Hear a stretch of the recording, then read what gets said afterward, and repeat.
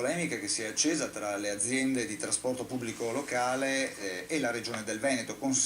Conservizi Veneto si dice pronta a intraprendere anche le vie legali. Sentiamo le ragioni di questa presa di posizione nel servizio di Alice Cavicchioli.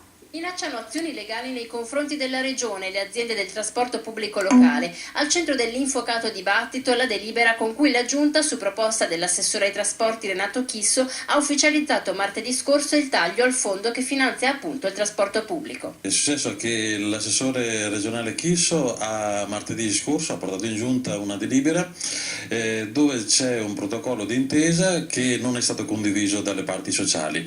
Aveva chiesto il parere anche di Conservizi Veneto come rappresentante delle aziende pubbliche di trasporto, che rappresenta il 98% del mercato. Aveva chiesto anche all'ANAV, che rappresenta il rimanente del mercato e rappresentano il settore dei privati.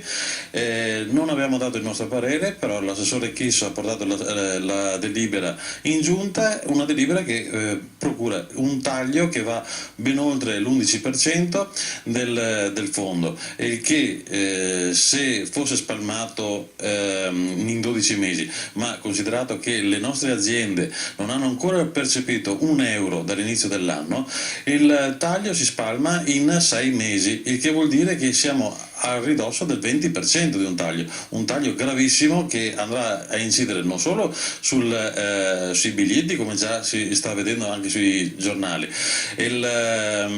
Si taglieranno le linee, ma la cosa più preoccupante è che non si riuscirà a non tagliare i posti di lavoro, e questo è gravissimo.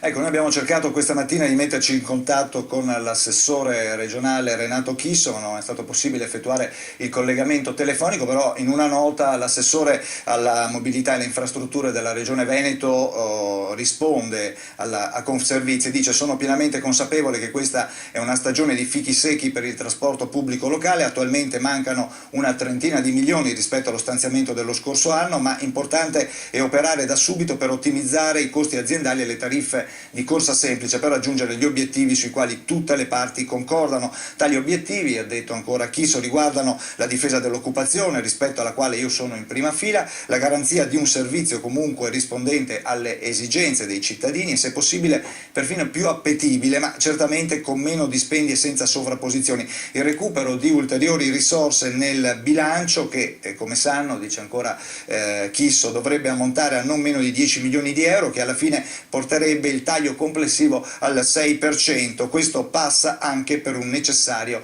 efficientamento delle aziende. Ho ritenuto di portare in Giunta, dice ancora l'assessore Renato Chisso, che li ha approvati, conclude l'assessore, i criteri di azione sui quali negli incontri avuti avevamo tutti sostanzialmente concordato, perché l'importante è fare bene e fare presto. Le aziende conoscono perfettamente la situazione, che è difficile, lo ripeto, per tutti, ma serve uno sforzo straordinario da parte di tutti, senza cercare capri espiatori, perché quest'ultimo esercizio non serve proprio a nulla rispetto a ciò che dobbiamo fare. Io sono pronto al confronto in ogni momento, ma con la concretezza che la situazione richiede. Queste dunque le parole dell'assessore alle infrastrutture e alla mobilità della Regione Veneto Renato Chisso. E adesso parliamo